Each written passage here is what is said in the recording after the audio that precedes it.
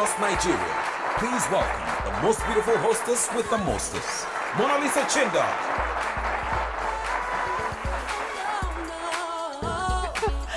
Hello viewers, welcome to yet another exciting episode of You and I.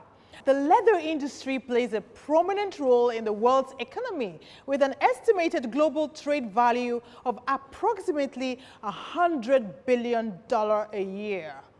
Nigeria's leather industry is the second highest foreign exchange earner after the oil industry, but sadly, this industry is often overlooked and neglected. My guest today is one of the key players in the leather industry in Nigeria. Find out more about him right after this time out. Don't move.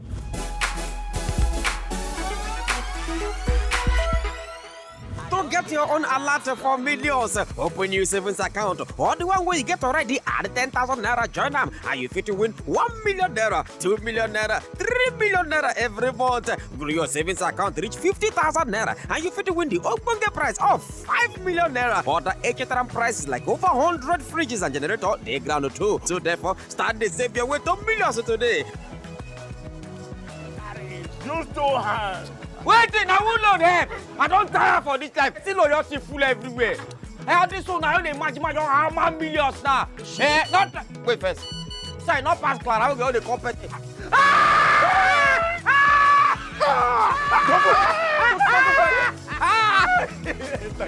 Thank you. Jumbo Fidelity don't do it for you. Now what you go write for this one now? Jumbo Lista Emma.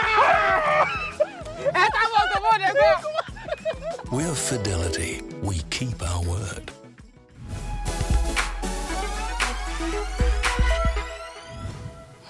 Credit alert in millions. God is as serious as a heart attack. Oh my God, I'll be very excited. Yeah, very like, wow. First of all, I'll think, are you sure it's not a mistake? You get. But the other hand, I'll wait for some time. I'll be like, wow. I don't know what to say because I know I will happy first thing and I will call the bank. Well, for me, I don't. That's serious. There's nothing for now, but in this particular time, well, I don't know. Maybe I will have to take part of it first. Then I'll now inform my bank. They will now know what to do on it. I'll be happy because you said from my bank. Definitely, I've gladly received it. Actually, I have to find out from my bank if really that money was from the bank. Actually, before now, I had always thought of doing this import products from China down to Nigeria. I think that's one thing I'm going to do. I'm going to import things like human hair. It sells a lot. It's a secret I'm revealing. I will build the house. When I build my house, I will now start business after building up the house. That's it. First and foremost, I'll go and withdraw some substantial amount of it and keep it in my house before I now call my bank. If it's find out if it's true that I actually want this money, because no one, you can't know, you can't tell what will happen next. Maybe they will ask you to refund the money, or they ask you, this is the money that belongs to somebody else. Well, first of all, withdraw some substantial amount of the money and keep them now negotiate. This is a popular Powerline shoe manufacturing industry in Arera Market located here in Aba, one of the largest open-air markets in West Africa. Nicknamed the China of Africa, Arera is synonymous with leatherworks, with an estimated influx of 2 million people visiting the market monthly. This has got over 6,000 traders occupying over 2,000 stores. From trunk boxes to belts to bags to shoes. When you mention leather, you think about the Powerline Manufacturing Industries here in Arera Market in Aba, Abia State. Now come with me as I take you through the production process of the leatherworks industry. Come on, let's go.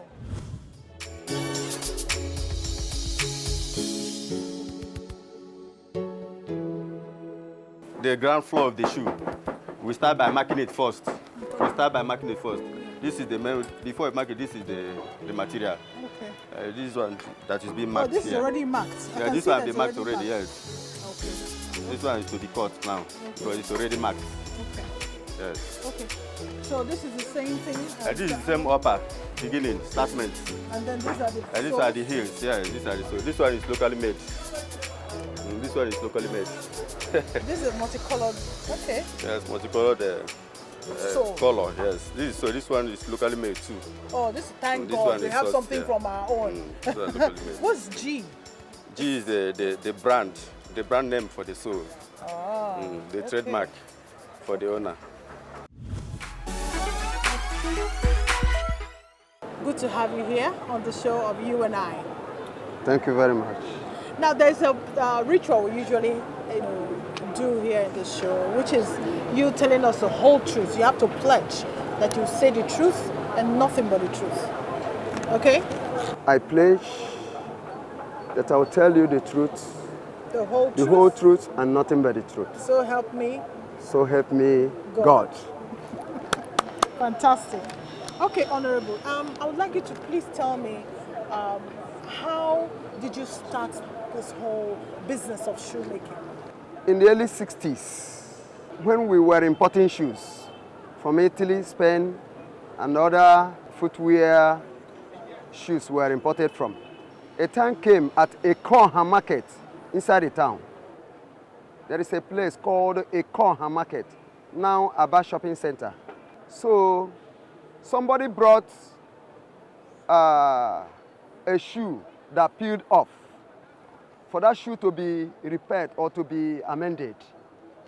Now there was of a necessity for the raw material or the instrument we normally call lace to be used. Lace is that thing, that component that looks like human leg we use to finish up this our shoe. So we normally put the leather inside the lace and produce the shoe according to one's size. That lace is made size by size. My very self, I learned from the people that started it since 1982. That was when you started? Yes. Okay, but the invention of starting the whole shoe process in Aba started in 1960? 1960s. Okay. After my school start, then, we started applying for white-collar job. It was during Shagari administration. There was what was called austerity measure. Yes. Good, good, you can understand. And this business was booming then. So I was introduced to this business. I attended the secondary technical college. Okay, college, okay. And my profession then was automobile engineering. That's not related. Engineering, shoemaking, I don't understand. Yes. What? I told you there was lack of job. Okay. There was no white-collar job, no company where to work then. You know, Nigeria, they have no a place to employ people for this mechanical engineering. That's right. So we resorted to learning this trade. Waiting for a time something will become better. That is how I found myself into shoe business. I decided not to go back to your... Because of the benefit therein. The money was good. Exactly. Business was booming. Exactly. And it's still booming to today. A time came when it stopped. A time came when it stopped. Do you need to know? Yes, please. Good. Since 1995, when Nigeria had a trade relationship with China, Chinese started to produce these shoes in bulk because they have the capacity. And we in Nigeria, we don't have that capacity. We were only producing as we are also producing now, except that we started to invent some locally made machines that is helping us today. But then, there was nothing like that. They came in here, they cover up our designs, very beautiful ones. They get back to China, they reform it, they package it very well, they send back to Nigeria. Thereby, denying us our own, dropped. So we started to suffer since 1995. So when did it start to revive itself again? It started just last year. So you guys were in this problem for over 20 years. I must tell you, so many of us ran away from the industry. Many of us started riding Okada, keke, bricklaying, and other vocations you can think of, just for them to get themselves sustained. Okay, so how did Arera become, or the Powerline market of Arera become the hub of leatherworks? As we were at Ekonha before, when development came into Ekonha market, government used it for their shopping center. We were relocated to this place. We were relocated into Arera. Why? It was an acres of land found remained empty. Okay. So we were relocated there. And that was a place where our wood, these timbers were sold. They were dumped there. So we remained in our area for some time, and that place was not comfortable for us because what we are doing is designing. Designing is not meant to be exposed. So that people don't copy. There you are. And especially when you've had the experience of Chinese people coming here and You exploiting new lots. That is the whole point. So we decided to relocate again. We relocated into Powerline ourselves. Nobody placed us here. What are the different areas in the leather making part of Arera market? How is it segmented? We are segmented into clusters. These clusters, we have belt cluster. We have female shoes cluster, that is ladies.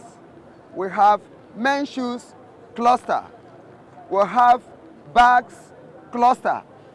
We have other places like this wallet and so many other, anything leather can be used for.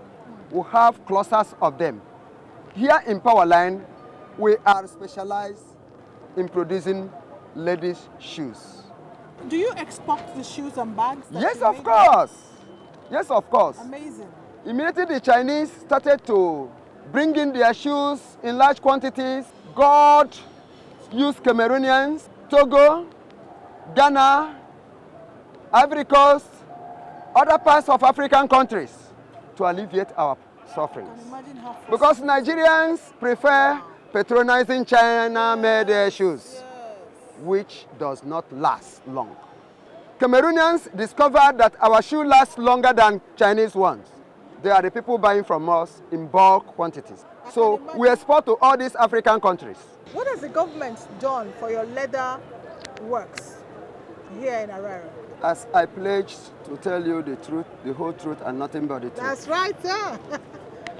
I must appreciate Senator Enyinaya Abaribe, Senator representing Abia South Senatorial District.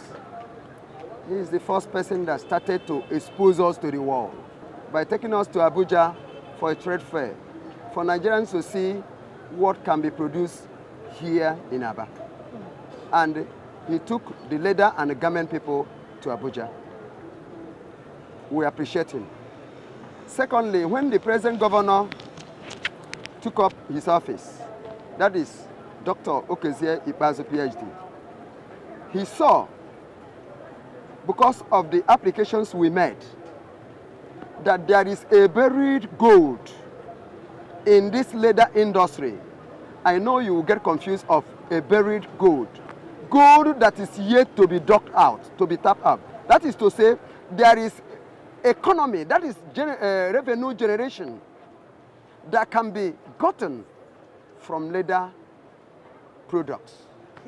Here in Powerline and Aba as a whole. So the governor started from where Enyinaya Abaribe started. Good. Stopped, sorry.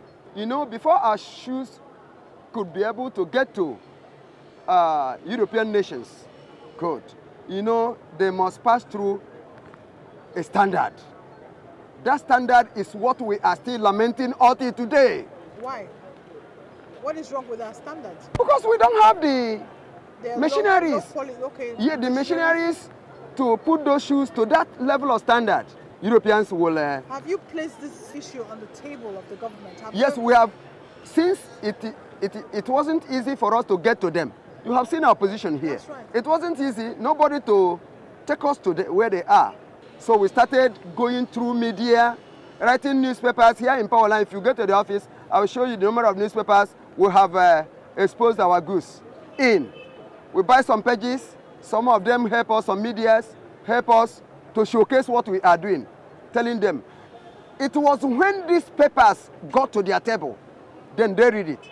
They start tracing where we are. We are in this together. Oh yeah. No matter what you're going through, there's no storm we can't weather. And no, Monalisa, it's you and I with Monalisa.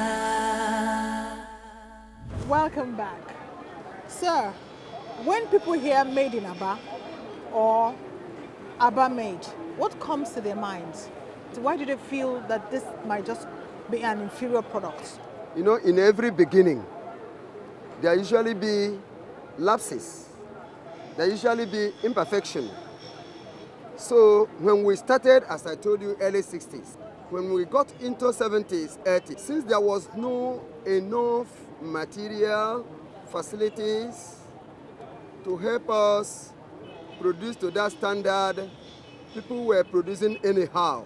That was what gave them that name, Aba Made, because it was inferior then. But now, things have changed because we have underwent several sensitizations, trainings, and the more we keep going, the more we keep improving. I want to tell you, by today, we have improved. I can see. It's so obvious. I can see that. Yes. Yeah. We have improved. So the barrier of Aba Made is no longer there, except somebody that will just want to remain under that level without investigation. The skill is here. And you know, there's nothing really, it doesn't take anything to bring those machines, those machineries they used to, you know, make those shoes. It takes absolutely nothing. Good, very easy. It's only that they have not decided. But we are... Why, do you need to go through them to get this thing done? Why can't you all come together? Bring your monies together and see how you can bring some of these things and empower yourselves. Do you know the reason? There are some shops you will enter here. Somebody with children and family will not be producing up to 10 pairs. If you add that person to contribute any little dime... No. Yes. What I'm saying, I mean, there are few of you who are well grounded in this business of shoemaking. What I'm saying that if you, I mean, it cannot be more than $5,000 or $10,000. If you come together, 5, 20 of you, I mean, it can take a process of 6 months, 1 year to bring the money together. We have some of yes, those facilities. This... We have some of them here. Some people that came together and purchased some of those machines required. Okay, so you have it here. And these people are now producing for export. Fantastic. They have started producing for export. But it's not for everybody. It's not everybody. No, we are too many. Like you wanted to know our numerical strength. Please, can you tell us that in figures? What do you mean by, you know, you want to know the numerical strength? Yes. Like I started by saying we are up to 6,000 in this power line. 6,000 craftsmen, people who are under themselves, independent, working out for themselves. Up to 6,000. In other clusters, they still have their own numerical strength. Now, in this 6,000, producing in a day, producing in a week, producing in a month, the goal that I talked of is if state government attention will be drawn here and federal government attention will be drawn in here, they will be checking on how we are removing these shoes. Either each pair, each bag, it can turn to be a medium for them to generate their revenue. These bags, the trucks that are lifting them to the border, to the borders where these shoes can be taken to African countries. So government can start to be charging these bags, charging these shoes per pair, patronizing the producers by buying them these facilities that will help them. From there they will be generating. That is the goal that I was talking about. By the time they will enter here and start tapping from this place, they will not talk of borrowing money from outside countries again. Okay, why do we not promote our own local brands? Like, I went through a bit of survey and I saw that some of the shoes that they're making, they have Versace, they have made in China. what is wrong? Why? Why are we still sticking to this foreign mentality? The reason is obvious. There is this saying that says, when you cannot win them, you join them. Is that helping? Is that? It is not helping. It is Exactly. against us. The reason is that China came in and overwhelmed us. So all of us started becoming hungry. Some families deserted because of lack of food on their tables. So the only means is that if we label some of our well put together ones, we label that their stamp. Nigerians who are after foreign names, they will go after it. They will be wearing made in Nigeria, made in Aba, made in Powerline here. With the brand of Versace. And they will be claiming they are wearing made in Italy. You see, without knowing that it is here that it is being produced. Only the brand. Now we have started. Because if you produce such quality that has nowhere to compete, that Italians, or even Chinese, has nowhere to compete with our own, because our own lasts up to 2 years, 3 years, if well handled. 2 years, 3 years. Like the one I'm wearing here now, I've worn it up to 1 year. This is going to be 2 years. Shoes will have wear and tear, even the ones you buy abroad. So we we were giving them those names because those names were popular. Yeah. To help us put food on our table. Now that Nigerians have discovered that we are the people producing those shoes, they go to China and buy. They go to abroad and buy and come down here. They started since last year to patronize us. Since the order has been given to them that they should patronize locally made products. Amazing. So it was last year that we started to receive our relief. And it was last year that some of us who were riding Keke, Okada, bricklayer, doing one thing or the other, started coming back gradually. To their store. Initially, this place was empty. It was empty. So it is the effort of that office. I, as the president, I started advocating. I've entered into several media houses. Radio Magic FM, name them BCA, we put down on papers, we tell the federal government to come down and rescue us. Because they are talking about unemployment. If you enter here, you have young graduates, a good number of them, putting these shoes together. Because there is benefit there. And speak good English. Thank you very much. Their English is just so flawless. Yes. So, you know, you can imagine 1982 aside from my school set. Since that I have been here. You see?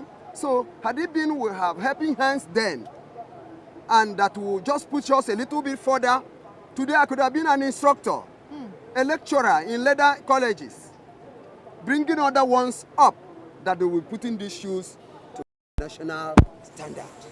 That will come to pass. Let it come quickly because we are about to. It will come to pass. Yes. No, it will come to pass, All definitely. right. There's so much here. This is truly a gold mine. So much here. We're going to go on a short break. When we come back, more on this man and his loved ones. Thank you very much.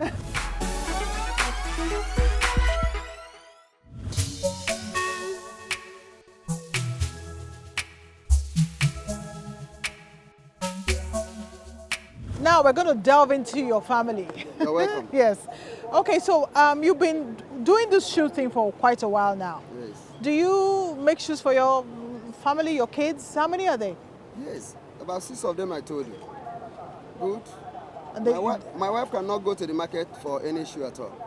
She'll just show me the color of her dress. And you just go? I'll go and put it up together for her. Wow. A beautiful one indeed.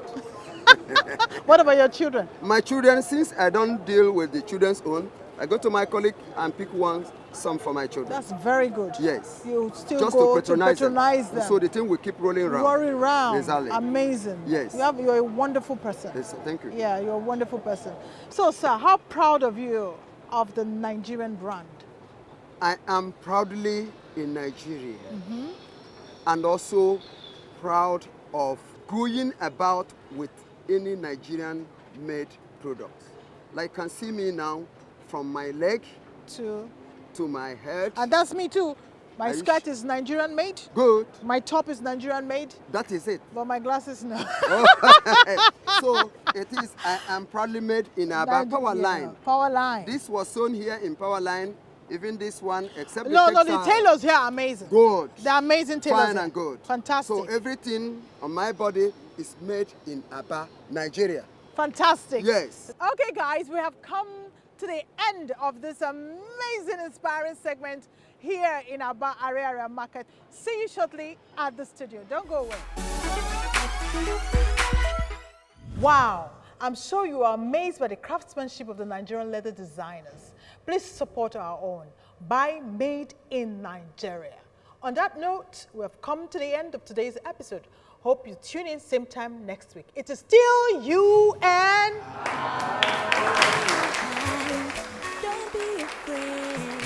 With 2 million people visiting and 6,000 traders occupying.